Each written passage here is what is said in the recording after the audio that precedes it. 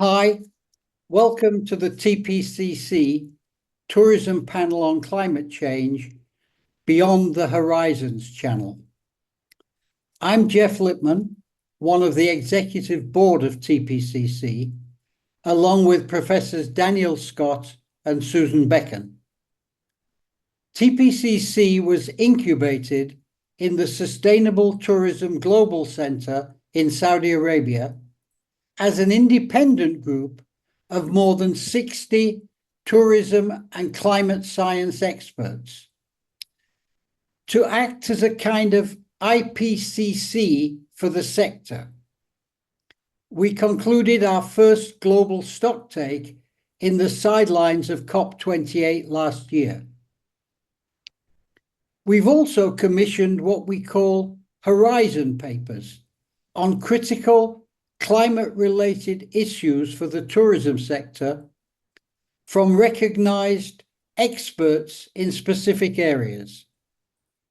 And today, I'm going to be talking to Chris Lyle, former director of ICAO's Air Transport Bureau, very respected author on aviation, and longtime friend from when we played rugby together sometime last century in Montreal. We're going to be discussing Chris's Horizon paper, Capacity for a Code Red Response, Sustainable Tourism's Achilles Heel, Aviation Emissions. Welcome, Chris. It's good to see you. Thank you, Geoffrey. Pleased to be here. I'm going to ask you to say just a few words about yourself at the beginning, but also if you would like to set the scene for the paper about where aviation sits in the international arena, how it interrelates to the broader tourism sector, and in the overall UN FCCC, the climate agency, in the work that agency is doing to adapt to climate change, and for the focus point of this paper, to ensure that emissions generally, and as well aviation emissions specifically, they're a part of the totality, how they are going to be reduced to produce a Paris 1.5 scenario. So Chris, over to you. A few words about yourself, if you like. Thank you, Geoffrey. Well, I've had a long career in aviation, starting with an airline, British Airways, as it was, then with the United Nations Economic Commission for Africa in Addis Ababa, and then many years here in Montreal with the International Civil Aviation Organization, which is the UN body responsible for safety and standards and now the environment. And subsequently, I did some work with you, Geoffrey, for the UN World Tourism Organization, now UN Tourism. And I've done a lot of also my own consultancy work. So I actually was at the heart of some of the decisions that were taken.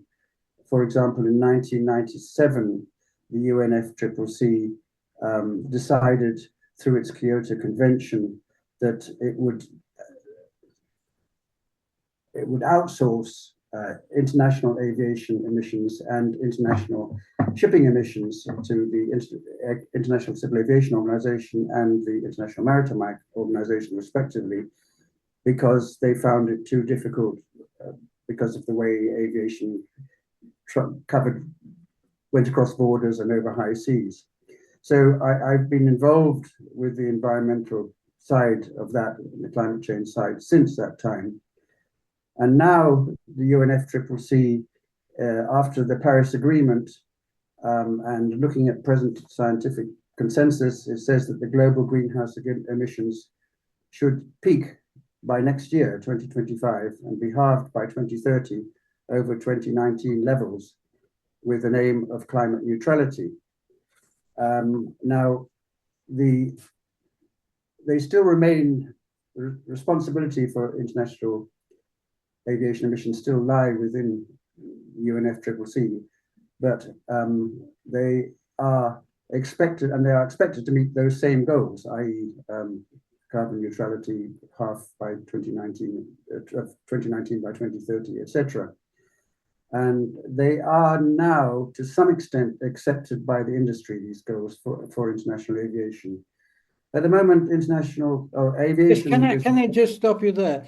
Sure. When you say the goals are accepted by the industry, Yes. you're talking about the 2050 net zero Yes. goal, That goal, rather than the IPCC's peak in 2025 goal, because I haven't heard anybody in the whole travel and tourism sector.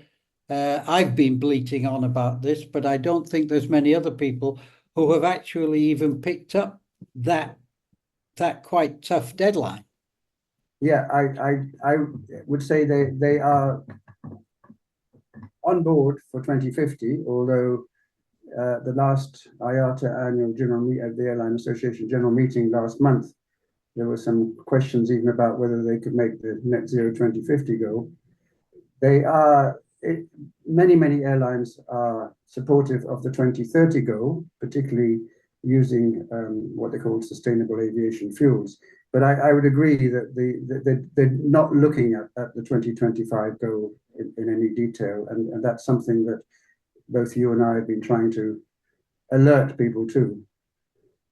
And you probably, I don't know, just today there have been people out, even in Montreal, gluing their hands to runways and things like that, because the opposition is getting quite large. But No, at the moment, I missed that completely. But I think the thing is, from my perspective, Greta Thunberg focused issues around aviation when she was particularly activist with the flight shame initiative out of Scandinavia. And I think at that time it did have an impact because it was sudden. And I read that, that within 12 months, airlines were seeing notable reductions in their numbers, which is what always gets their attention. But that's kind of disappeared, and let me. I don't know if you finish your positioning of aviation and ICAO in the broader climate international framework.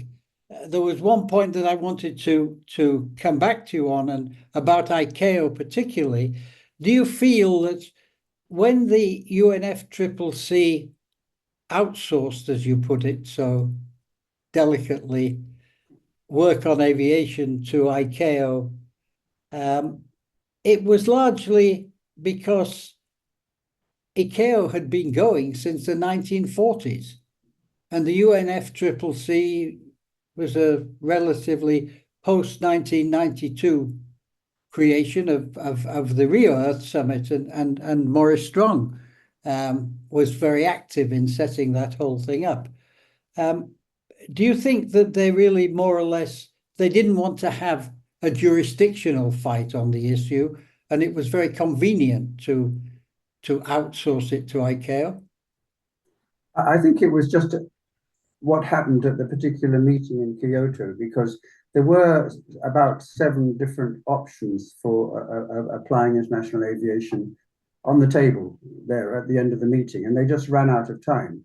And now, in fact, it looks as if many people in Europe in particular are moving to the option of saying you are responsible for the first leg of flights, for the emissions from the first leg of flights from your country. So if that had happened then, I don't think we'd have seen what happened in ICAO. And I think ICAO, to be fair, was very enthusiastic on getting this responsibility, and it's meant major changes in the organization and a lot of costs and so on. But it's a big, and they've done a tremendous job. I think what they've done in terms of monitoring, reporting, verification, analysis, state action plans is very, very good. But, and it's a big but, they are severely constrained. The ICAO falls under the Convention on International Civil Aviation, which insists on equal application, whereas the UNFCCC is bottom up. You know, each individual country does its own thing, and because of that, you know, UNFCCC common but differentiated responsibilities and ICAO's equal opportunity, all you can possibly get is least common denominator, which is a very, very low bar. And in addition, least common denominator, heavily influenced by the industry, perhaps as much as any other sector. You know, I can speak from my personal experience with IATA for 20 years, which is where we first met. You know, we had a deliberate strategy which was well coordinated, well organized, to influence each delegation, each national delegation, to the ICAO meetings. So it's pretty hard to, and particularly when you get into technical issues which also intersect with safety. yeah, It's hard to sort of argue with the people who are operating the aircraft and spending billions of dollars to purchase aircraft and run what I think we both agree is an incredible global network, which is a wonderful contribution to human development. yeah. Well, I can certainly confirm your views on the influence of not just of IATA, but airports and industry. And I do recall speaking to the Dean of the Council, the longest serving member of the Council once at one point, and saying, when are you going to produce a long-term goal? And he said, we're waiting for IATA. He actually said that to me. And that's what happens. Each goal that ICAO has produced is behind one that the industry has produced. Yeah, and I think the whole climate strategy, if you remember, the 4-pillar strategy of Giovanni Bisignani, which was crafted inside IATA, which was a critical piece of ICAO's overall positioning on the emission reduction framework. Yeah, well, and that's one of the problems in ICAO. There is actually nothing on emissions reduction. It's on carbon neutral growth.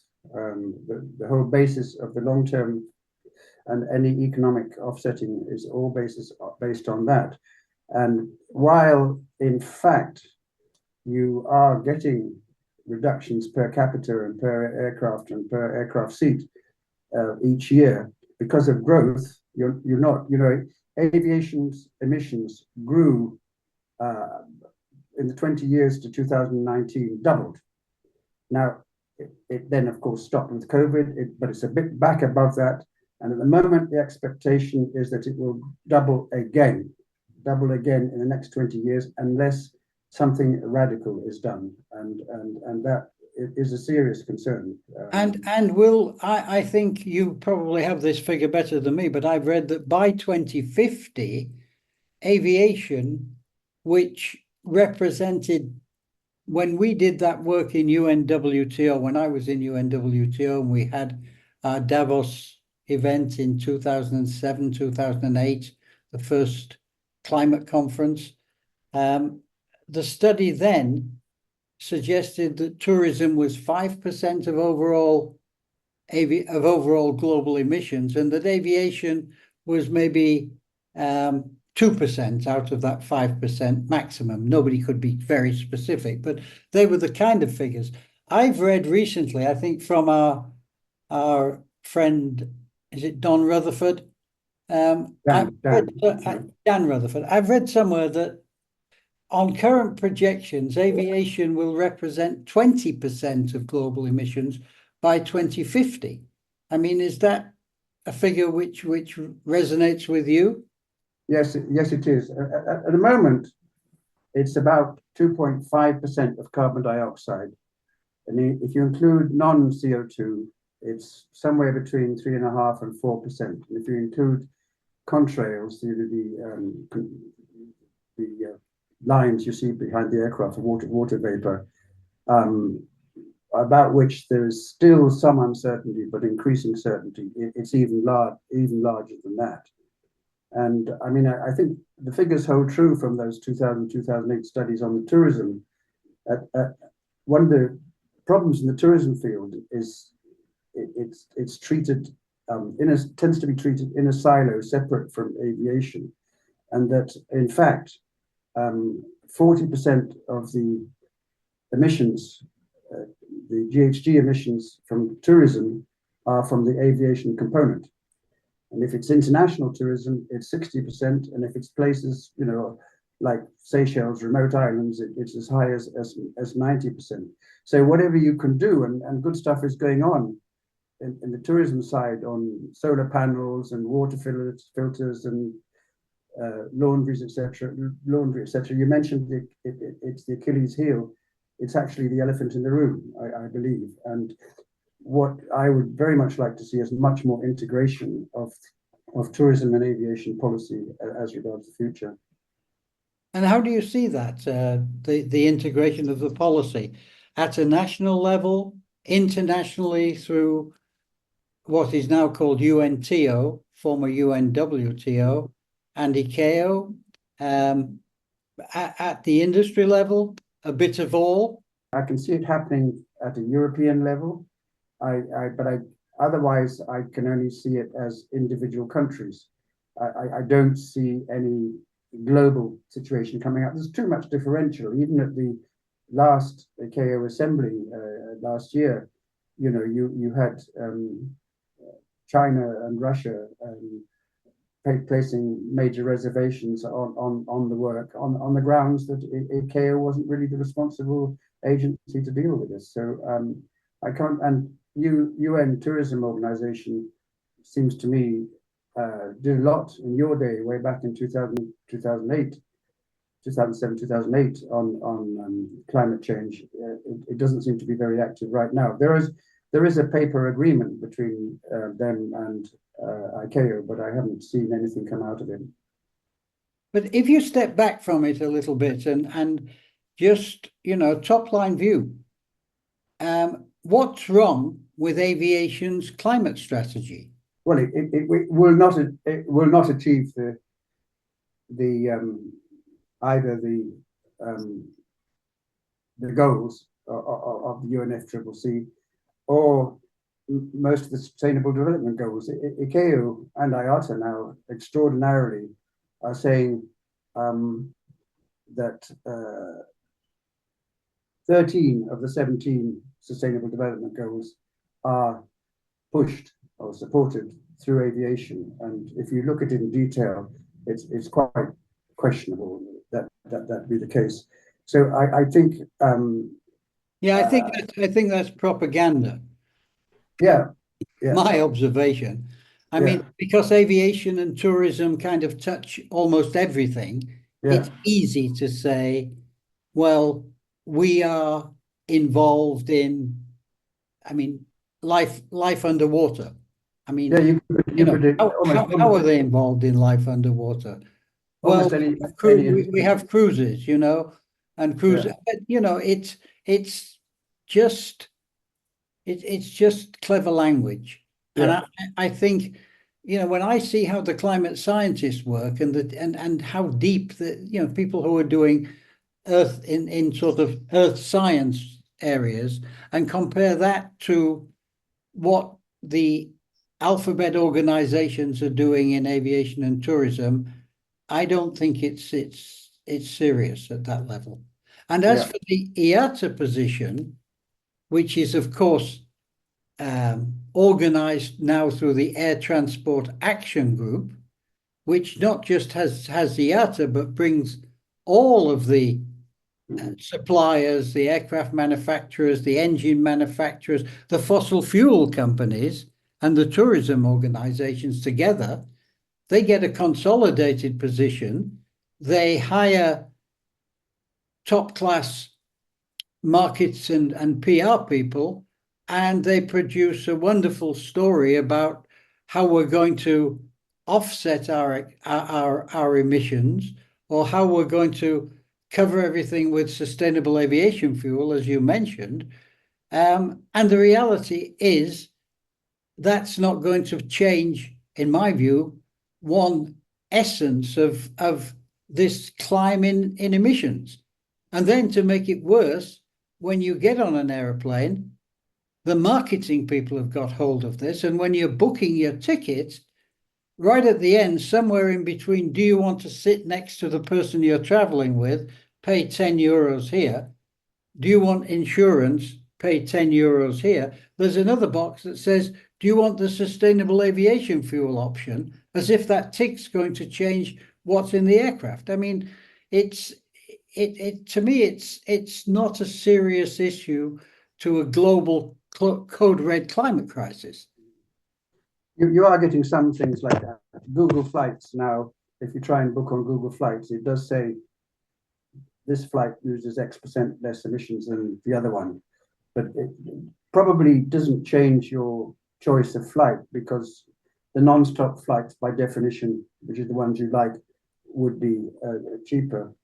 But one of the things too is I'm quite concerned about, particularly on sustainable aviation fuels, is this sort of greenwashing that's going on, and ICAO is guilty here of saying, we're going to, after their conference on aviation fuels in Dubai last year, that we're going to reduce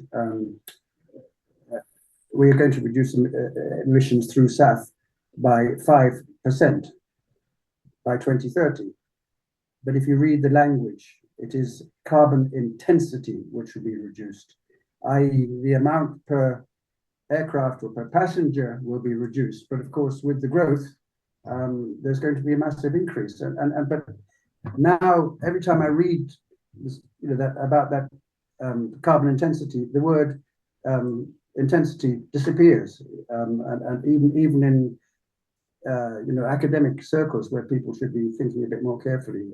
So I must admit I'm quite concerned about that.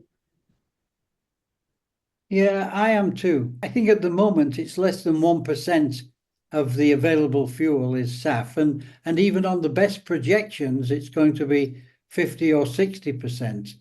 And the SAF only deals with 80% of the emissions. So, the numbers are not very favorable as far as I can see. Well, it's actually about 0.2% at the moment, but they're hoping this year it'll be about 0.4%.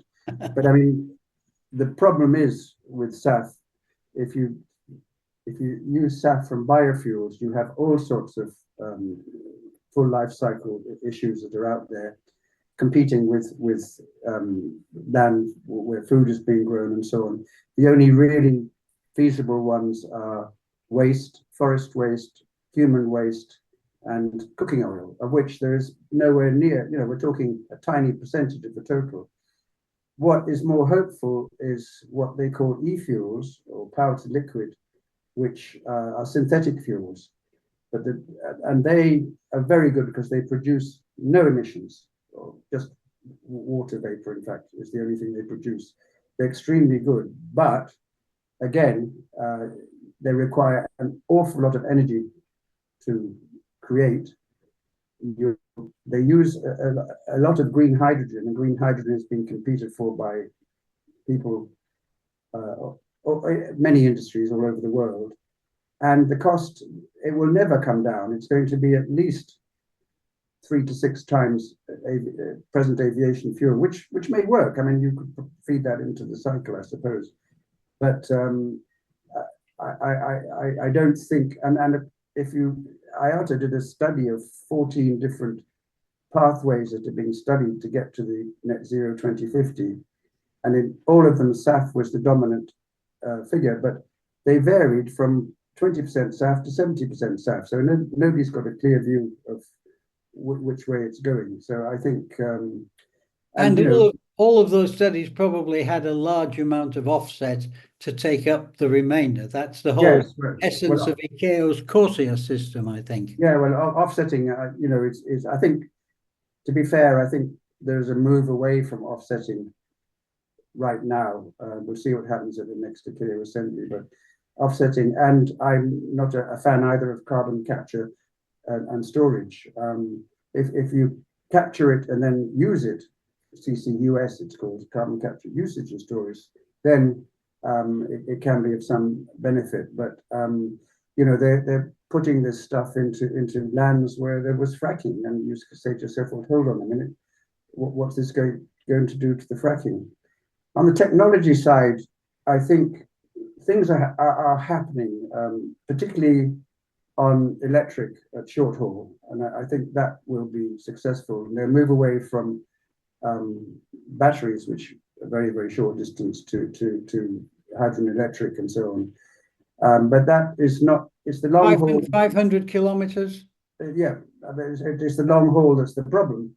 And in the long haul, you talked about Dan Rutherford, ICCT has just come out and said that every aircraft from 2035 that enters the market must be net zero. And that cannot happen. I mean, aircraft stay, the Boeing 747 lasted over 50 years in the market. And I'm sure the same is going to happen here. Well, you say it can't happen, but what happens if the predictions on climate change become so severe, the weather patterns become so extreme, people are dying? Are people going to say, keep your old fuel inefficient aircraft? What law of supply and demand is there that says an aircraft has to stay in production, in operation for 30, 40 years? I know business says that's the way it should be, and that's helped this industry to develop. But there's nothing that forces anybody to keep an inefficient aircraft. Mm-hmm. And I've argued and continue to believe net zero was a very understandable lowest common denominator agreement. It's allowed people to put in a zero component. It was a Paris agreement issue, I think, 2015. And everybody has to reach an accord. So by saying net zero, and at that time offsets were not as vilified as they are now, people could see ways that you could continue pretty much a lot of your business as usual and find ways, technology. I think Airbus are talking about a hydrogen aircraft in commercial service by 2035 or something of that kind. Long haul. Delayed a bit now, yes, yeah. But that sort of time frame. I mean, what golden rule is there that says if by 2050 you have a polluting aircraft, you've got to be able to keep it in operation?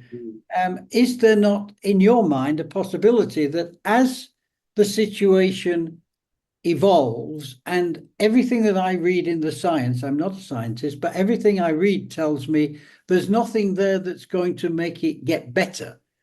All of the stuff is saying it's going to get worse and worse, and the result will be horrendous extremes of weather.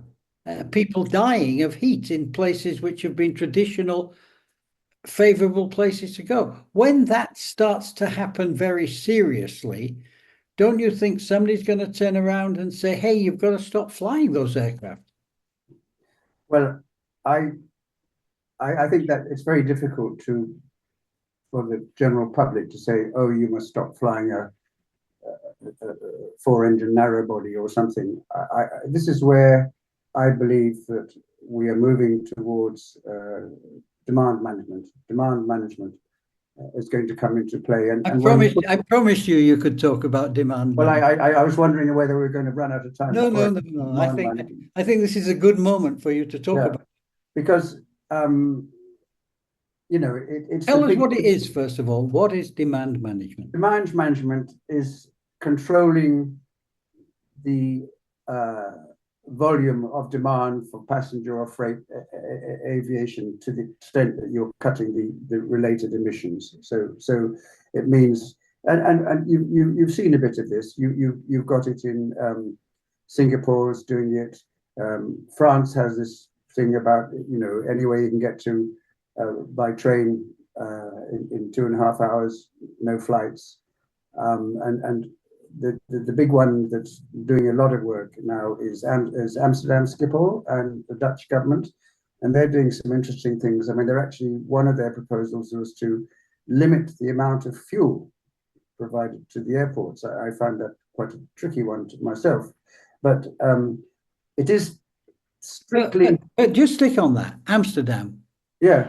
What happened when Schiphol tried to put limitations on flights? Well, that was based on noise, which was a big mistake. But it was still, entirely based on substance was they sought to put a restriction on flying. Yeah, but what did the airline community do? There was a legal basis against that. On the noise front, there was a legal basis against it. If you do it properly, like Singapore is doing, there isn't. You can get away with it, and that is what Schiphol or the government is working on right now. It's such a taboo in the airline industry, and the airline industry so opposed to what they call taxes. I mean, already internationally, they don't pay fuel tax, they don't pay VAT. They're heavily subsidized through what they call the single till at airports. So the landing charges are offset by the shopping that's at the airports. And I think there's got to be a real constraint. Now, there are two thoughts on demand management. One is fiscal measures. And I personally think, you've heard stuff about, frequent flyer travel should be reduced, or they should be taxed higher for multiple flights.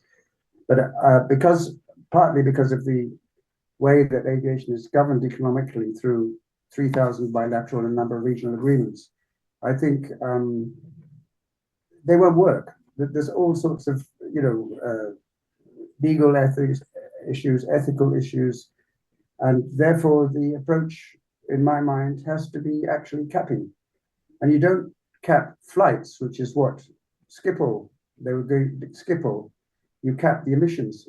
The good news about it's easy to do.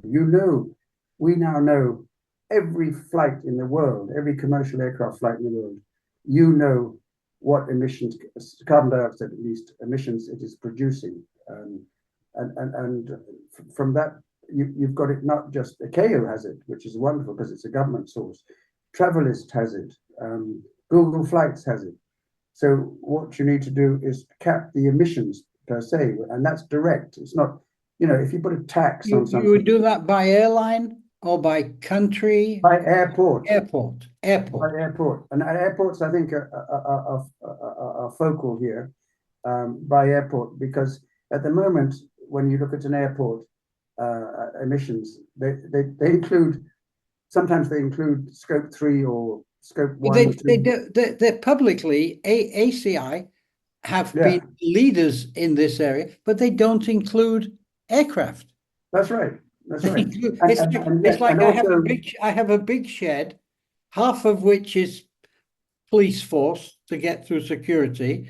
The other half is a shopping mall, and the plane's going off from here as well. We haven't any consequence of our operation involves planes, and they just they put the telescope to the blind eye and they say, I see no emissions. And it's also,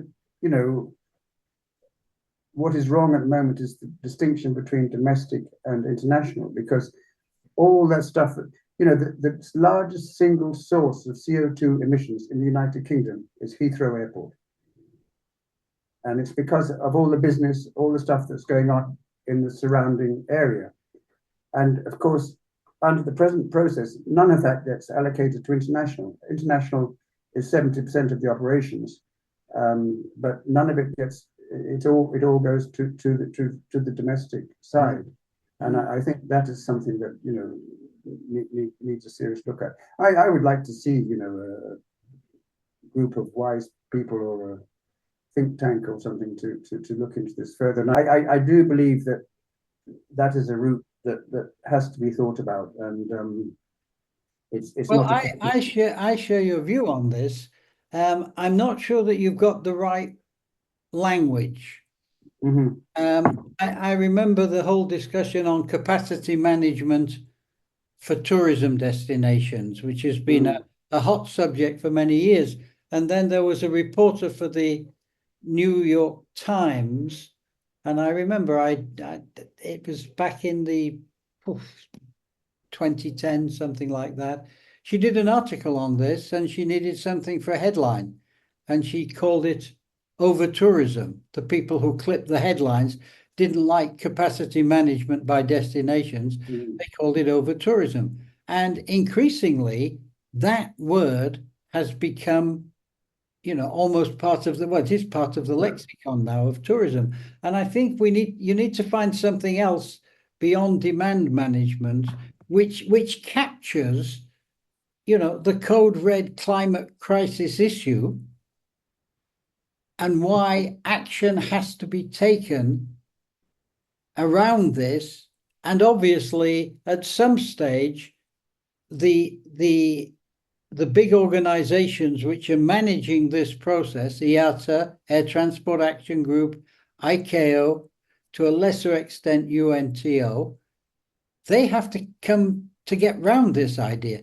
I mean, last question, do you see any possibility, I was going to say during our lifetimes, but that's probably a little too soon. What kind of time frame do you see for these industry organizations to come to understand it is in their own interest and the interest of their members to deal with this issue in a way which responds to the overall planetary requirement? What time frame? Well, it needs to be done very early, and you know, one of the interesting things, of course, there's been studies done already that if you cap capacity, you increase revenues. So you know, airlines need to look at that. But from my point of view, I would particularly like to focus on aviation and climate justice. I believe that in looking at which routes should be given priority, there should be, for example, exemption and small island states, countries. And I think you can also do it for much bigger tourism destinations by saying, you know, what proportion of the economy, of the local economy, is supported by international aviation.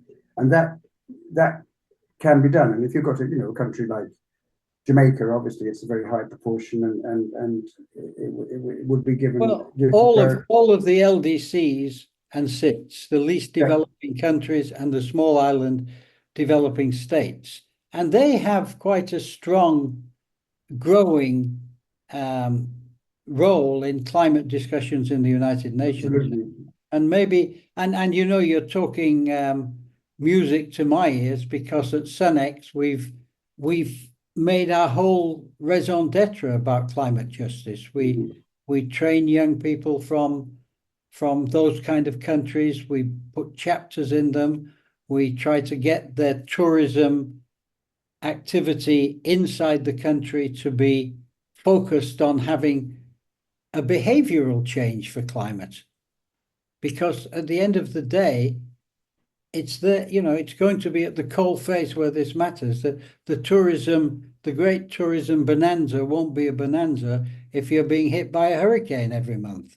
Chris, it's been a pleasure to talk to you. Regards to your family, and thanks again for doing this.